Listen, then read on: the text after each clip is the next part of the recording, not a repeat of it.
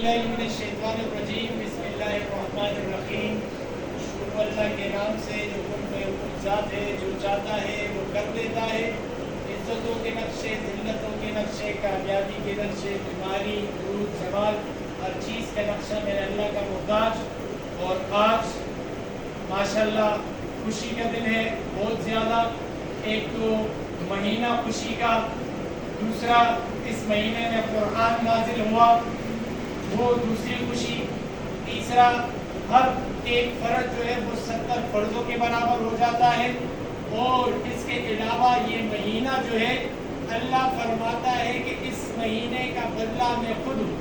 मौलाना तारिक जमील साहब से सुना कि 11 महीनों के नाम अरब वालों ने रखे और रमज़ानुल मुबारक का नाम मेरे अल्लाह ने खुद लिखा। कुरान में अल्लाह कमी पेशी माफ़ करे, शहरुर रमज़ान।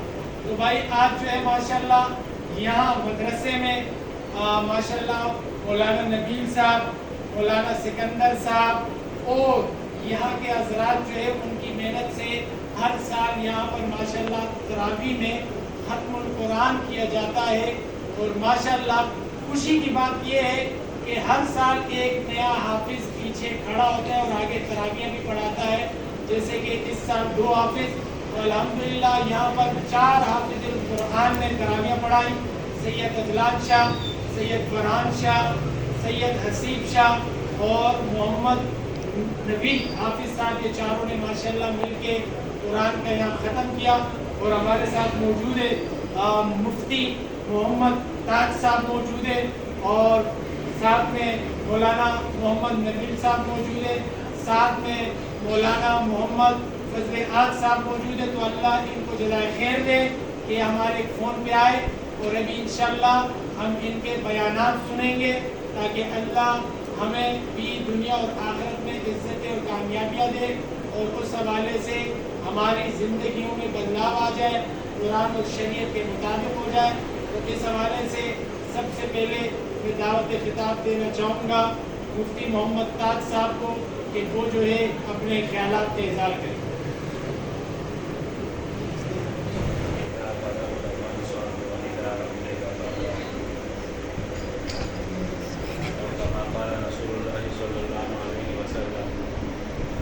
الصيام والقرآن يشفعان للعبد يوم القيامة وكما قال رسول الله صلى الله عليه وسلم صدق الله العظيم وصدق رسوله النبي الأمي الهاشمي المدني الحجازي الكريم ونحن على ذلك لمن الشاهدين والشاكرين والذاكرين والحمد لله رب العالمين.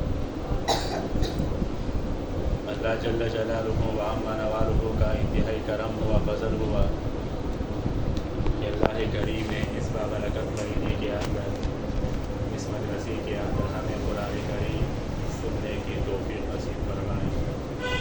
سب سے پہلے میں اس مدرسے کے اندر جس حافظ صاحب نے قرآن کریم سنایا ان کو مبارکباد پیش کرتا ہوں۔ اللہ کریم ان کے سنانے کو قبول فرمائے۔ جتنے ساتھی پیچھے کھڑے رہیں سنتے رہیں ان کو بھی مبارکباد پیش کرتا ہوں کہ اپنی ساری مصروفیات کو چھوڑ کر ماشاءاللہ اس مبارک مہینے میں قرآن کریم سننے کے لیے یہاں آئے۔ اللہ سب کے سنانے اور سننے کو اپنے بارگاہ الہی میں قبول و منظور فرمائے۔ یہ انتہائی مبارک بابرکت بافضیلت مہینہ ہے۔ اس مہینے کے ساتھ قرآن کریم کی ایک بہترین ترین نسبت ہے۔ اللہ کریم نے آسمانی جتنی کتابیں ہیں ساری کی ساری کتابیں اسی مہینے کے اندر نازل فرمائی۔ سب سے پہلے اس مہینے میں یکم رمضان المبارک کو اللہ تعالیٰ نے ابراہیم علیہ السلام پر صحائف نازل فرما دیے جو تعداد میں 10 تھے۔ پھر اس کے کئی سو سال بعد اللہ تعالیٰ نے موسیٰ علیہ السلام پر تورات نازل فرما دی۔ پھر ان کے کئی سو سال بعد اللہ تعالیٰ نے داؤد علیہ السلام پر زبور نازل فرما دی۔ اور ان کے تقریباً 500 سال بعد اللہ تعالیٰ نے عیسیٰ علیہ السلام پر انجیل کو نازل فرما دیا۔ اور پھر اسی مہینے کے 23 تاریخ کو نبی کریم صلی اللہ علیہ وسلم پر آسمان سے پورا قرآن کریم اللہ تعالیٰ نے نازل فرما دیا ہے۔ اور اسی مہینے کے 23 تاریخ کو اللہ تعالیٰ نے قرآن کریم کا نزول نبی کریم صلی اللہ علیہ وسلم کے سینے پر شروع کر دیا ہے۔ اس حوالے سے یہ مہینہ انتہائی اہمیت کا حامل مہینہ ہے کہ اس مہینے کے اندر ہم جملہ عبادات کے ساتھ اعمال کے ساتھ قرآن کریم کی تلاوت کثرت سے کیا کرے۔ اس مہینے میں اللہ نے یہ کتاب نازل فرما دی۔ اب ہمارا کام یہ ہے کہ ہم اس مہینے کے اندر فرائض تو ماشاءاللہ ہم پڑھتے رہتے ہیں، نوافل کی بھی کوشش کرتے رہتے ہیں، لیکن قرآن کریم کی تلاوت کی قلت ہے، کثرت نہیں۔ ہم اس بات کا بھی پکا ارادہ کر لیں کہ انشاءاللہ اس مہینے کے اندر اپنے مرحومین کے لیے جو زندہ ہیں، بیمار ہیں، ان کی صحت یابی کے لیے ہم قرآن کریم کی تلاوت شروع کر دیں۔ اللہ تعالیٰ کو اعمال کے اندر قرآن کریم کی تلاوت سب سے زیادہ محبوب ترین عبادت ہے۔ امام ابو بکر جساس رحمہ اللہ نے لکھا ہے کہ یہ جو قرآن کریم ہے یہ اللہ تعالیٰ کے اندر سے نکلا ہوا کلام ہے۔ اللہ ہی نے سب سے پہلے ان کی تلاوت فرما دی۔ سب سے پہلے اس کلام کو اللہ سے سننے کا سعادت جس نے حاصل کیا ہے وہ جبرائیل علیہ السلام ہے۔ اللہ نے تلاوت فرمائی، جبرائیل نے سنا، پھر جبرائیل علیہ السلام اس کلام کو دنیا میں لے کر آئے، پھر جبرائیل علیہ السلام نے تلاوت فرما دی، نبی کریم صلی اللہ علیہ وسلم نے ان کو سنا۔ تو جو سنانے والے ہیں ان کی نسبت اللہ کے ساتھ ہے، اللہ نے ان کی تلاوت فرما دی، اور جو سننے والے پیچھے ہمارے دوست بیٹھے ہیں ان کی نسبت جبرائیل علیہ السلام کے ساتھ ہو گیا۔ پھر جب جبرائیل علیہ السلام نے تلاوت کی تو سنانے والوں کی نسبت جبرائیل کے ساتھ ہو گئی، اور جبرائیل کی تلاوت کو سننے والا اس دنیا کے اندر سب سے پہلے نبی کریم صلی اللہ علیہ وسلم ہے، تو سننے والوں کی نسبت نبی کریم صلی اللہ علیہ وسلم کے ساتھ ہو گئی۔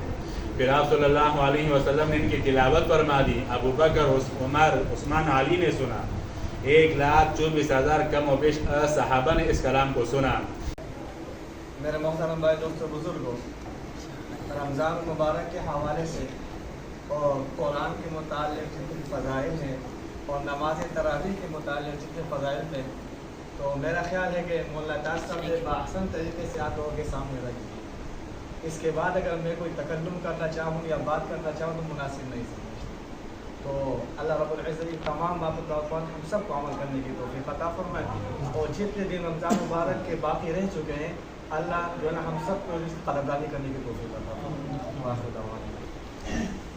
اپنے اساتذہ کی موجودگی میں مولانا تاج صاحب اور مولانا فضل احد صاحب ان کی موجودگی میں مجھ جیسا طالب علم بس اتنا ہی کہے گا کہ اللہ پاک کا لاکھ بار شکر ادا کیا جائے تو کم ہے کہ اللہ پاک نے ہمیں اس جدید دور اور اس فتن دور کے اندر ختم قرآن مجید ان حفاظ کرام کو پڑھنے پڑھانے کی اور ہمیں سننے سنانے کی توفیق عطا فرمائے۔ اور اللہ کریم سے دعا ہے کہ جس طرح رمضان میں ہمارا لگاؤ قرآن اور نماز اور دینی معاملات کی طرف ہوتا ہے، بقیہ 11 مہینے اور پوری زندگی اللہ پاک ہماری اسلام پر گزارے اور ایمان پر گزارے۔ اور میں اپنے اساتذہ کرام کو یہاں آنے پر خوش آمدید بھی کہتا ہوں اور ان کا شکریہ ادا کرتا ہوں، اور جن حفاظ کرام نے یہاں پر قرآن مجید ختم تراویح میں سنایا ہے ان کو سب کو مبارکباد پیش کرتا ہوں۔ اللہ کریم یہ سننا سنانا پڑھنا اپنی بارگاہ میں قبول فرمائے اور ہمیں سارا سال قرآن مجید کو پڑھنے کی توفیق عطا فرمائے، آمین۔ وآخر دعوانا ان الحمدللہ رب العالمین۔ یا اللہ اس مبارک ختم قرآن کی وجہ سے ہم پر نیک صالح عادل حکمران نصیب فرما۔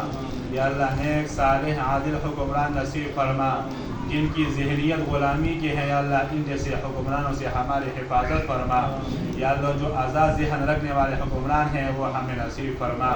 یا اللہ اس مبارک مہینے کی وجہ سے فلسطین کے مسلمانوں کی حفاظت فرما، غزہ کے مسلمانوں کی حفاظت فرما۔ اللہ ان بچوں کو اپنی افطاری کی کوئی فکر نہیں، ان کے والدین کے لیے اپنی افطاری کی سحری کی کوئی فکر نہیں۔ یا اللہ 10 سال کے بعد والدین کو بچے نصیب ہوتا ہے، یا اللہ وہ بچے بھی شہید ہو جاتا ہے۔